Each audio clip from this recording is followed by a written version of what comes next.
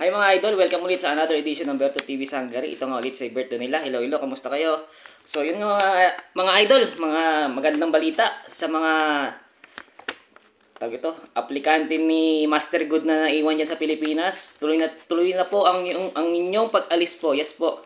Gawa na ngayong March 12, may magpa-flight na po ng mga idol natin. Yay! Diba? Sabi ko sa inyo, trust the process lang po. Opo, bali, ang mangyayari niyan mga idol, di ba aalis ng 12? Bali, sunod-sunod na yan. Every week, or every next week ulit. Parang ganun. Kung hindi man 2 week, dalawang week, 1 week lang, may susunod na ulit. Promise yan, maniwala kayo sa akin. Kasi yun ang nangyari sa mga idol natin na nauna sa inyo. Ganun nangyari. Bali, kunyari, ngayon 12, umalis. Sa ano yan, automatic sa baka basta susunod na week na ulit kasi mag-holiday na eh. Bali ngayon 15 holiday dito sa Hungary, parang Revolutionary Day, tapos next week ulit mahal na araw, siguro mag-resume na lang ulit yan, magpapalis after ng Holy Week mga idol. Yes po. So speaking ng mga nagpapalis, pag-apply lang po tayo sa legit na agency, ang Peri.International. Yan po siya. Yan. Diyan lang po tayo mag-apply. Ingat po tayo sa mga gumagayang page sa kanya. Yes po, marami po sila. Tamang yung 300k plus na followers. Yan. Yan ang legit na Peridot. Diyan lang po tayo makikipagtransaksyon. Hindi po sila naghihingi ng pera kung ano man. Kung naghihingi ng pera, ekis yun. Bad yun, bad. So, speaking of Peridot International, may hiring po ulit siya. Yes po. Kung napanood nyo po yung balita about sa pag-open ng Europe na mga aplikante mga Pilipino, totoo po yun. Kasi po, hiring po si Peridot ngayon mula sa bansang Slovenia, Austria, at Hungary. Yehey! Siyempre po. Bali, ito po yung mga hiring nila ngayon. Bali, unahin natin sa bansang Hungary po. Bali po si Hungary is nangangailangan po ng operator. Yes po, 30 katao po. Bali, kailangan po nila is ng male. Dapat po not older than 35 years old. Yes po. Vocational or college graduate po, mga idol. Tapos ang minimum height na kailangan nila is 170 cm. Yes po. Dapat po may experience kayo sa manufacturing industries. Mas related po sa electronics po. Tapos good communication skill. Yung mga tatrabaho dyan sa Cavite, EBSA, or anumang factory dyan sa Pilipinas na electronics, mga idol, try nyo po. Mag-apply na kayo. Tara. Tapos sunod naman po is cleaners. Yes po. Hiring po si Hungary ng male at female po. 160 cm.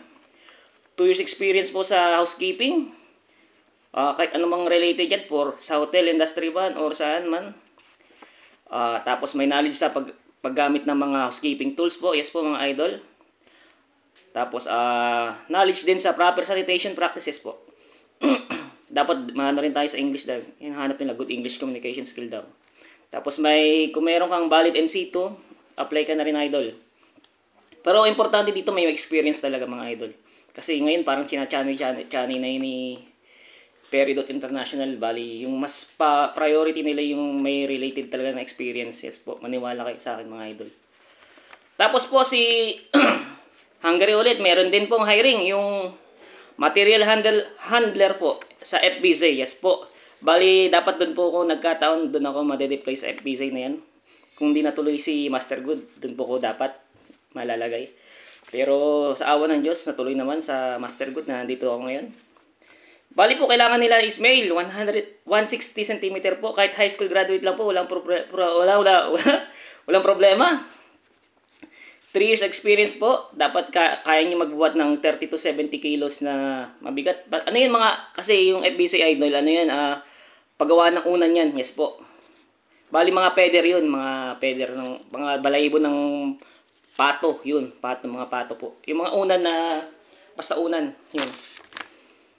Tapos good communication skill po. Bali, ang ano ko lang sa inyo mga idol, kasi may kasama na ako katrabaho dyan na nagtatrabaho dyan sa FBZ. Bali, ang ginagawa nila is nagbubuhat lang sila dun. Alam mo yung mga laman ng unan na peder yan, binubuhat nila daw. More on Pero hindi naman more buhat. May push cart naman po mga idol. Yes po. Bali, ang trabaho nila doon is 12 oras po. Para may idea na kayo sa mag-apply sa FBZ. 12 oras. Ang sahod nila, sahod reveal doon na sabihin natin na walang day off, puro overtime. Sa 30 days, sasahod ka ng 77,000 pesos. Yun. Spoiler. So, apply na yung mga katrabaho dyan sa Terminal 3. Apply na. Kung gusto nyo, mahilig kayong hapit. Mga malalakas magbuhat dyan. Apply na mga idol. Mga loader, apply na. Tapos, hiring ni si Peridot ng cook. Yan po. 5 naman kailangan nila. 5 katao. College graduate dapat or vocational. 2 years experience sa restaurant o hotel industry. Fine dining. 160 cm. Male and female po.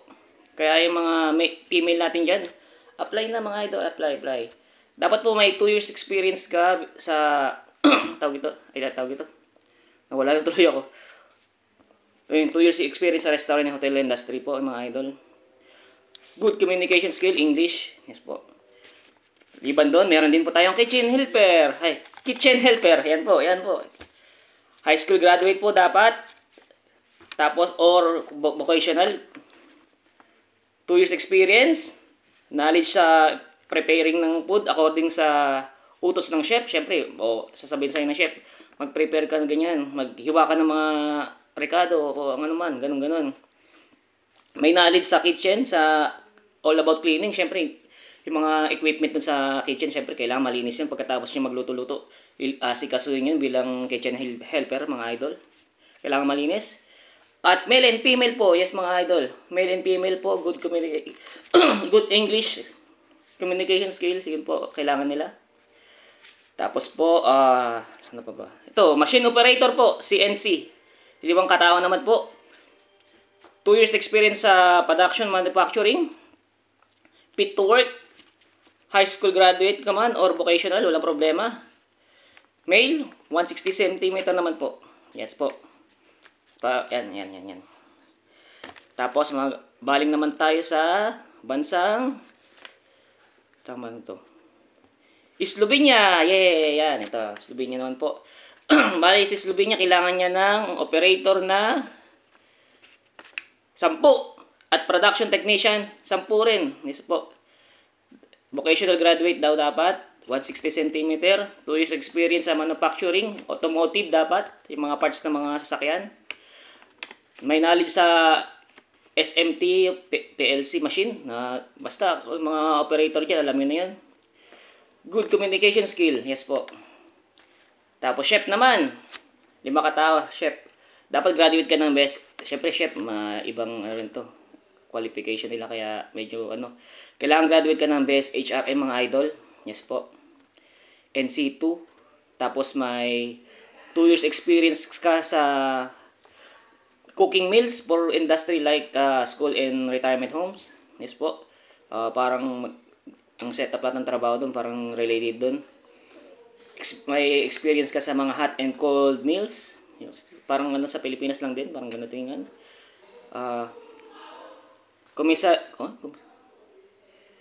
commissary cook experience. Male 160 cm. Dapat po may driver license. Yes po. Siguro kung nagkataon, baka may service kayo.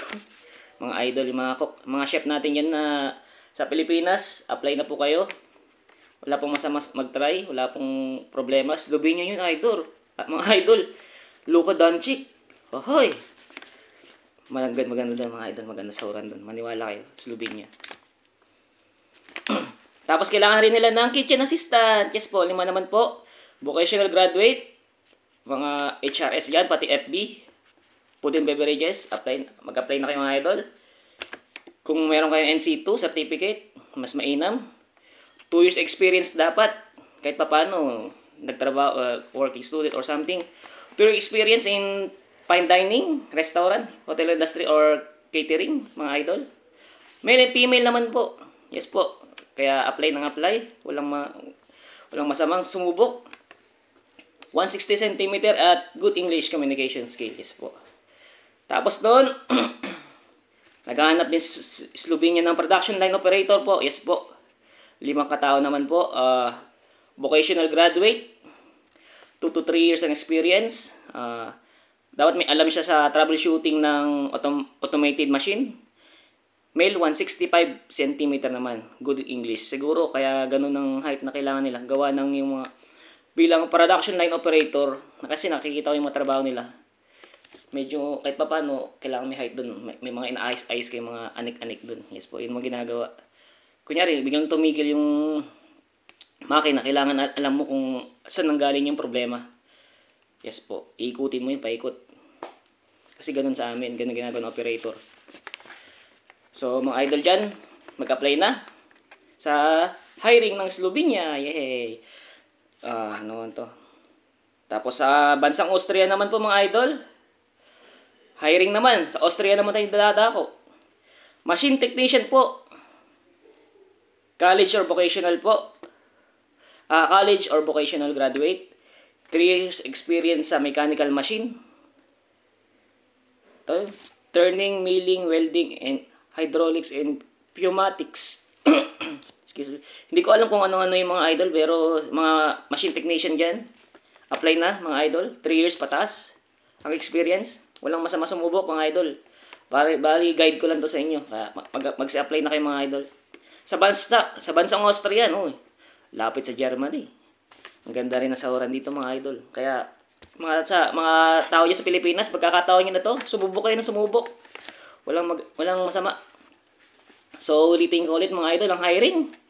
Bansang Hungary, operator, cleaner, material handler, cook, kitchen helper, at machine operator, CNC. Yes po. Sa Slovenia naman, hiring, chef, operator SMT, production technician, SMT, kitchen assistant, at production line operator. Yes po. Tapos si bansang Austria naman po, ulit po, ang hiring, machine technician. Yes po. Sa mga bansa na yan sa Europe po. Mga idol, apply po tayo ng apply. Yes po. Mga aspirant dati sa Pilipinas, walang masamang sumubok. Kaya kung ako sa inyo, habang bata pa tayo mga idol, mag-apply tayo, try natin tong kapalaran natin sa Europa. Kaya hindi kayo magsisisi, promise mga idol. Promise. Kaysa yung nakatunga kayo dyan sa Pilipinas, puro how to apply, magpasa po kayo sa email ni Perry.international po. Yes po. Ayan po siya.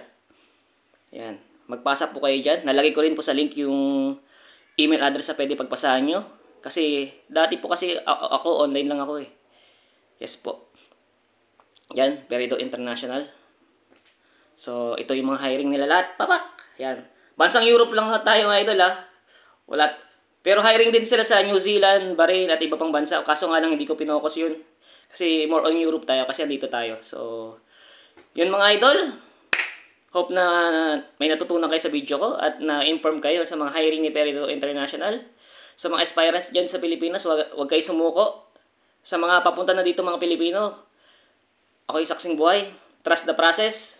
Tiwala lang sa proseso kahit matagal mga idol. Magtiwala tayo, magtiwala. Sa mga Pilipino ng papalis, tapusin ang kontrata natin. Yun ang mga advice ko sa inyo. Yun lang.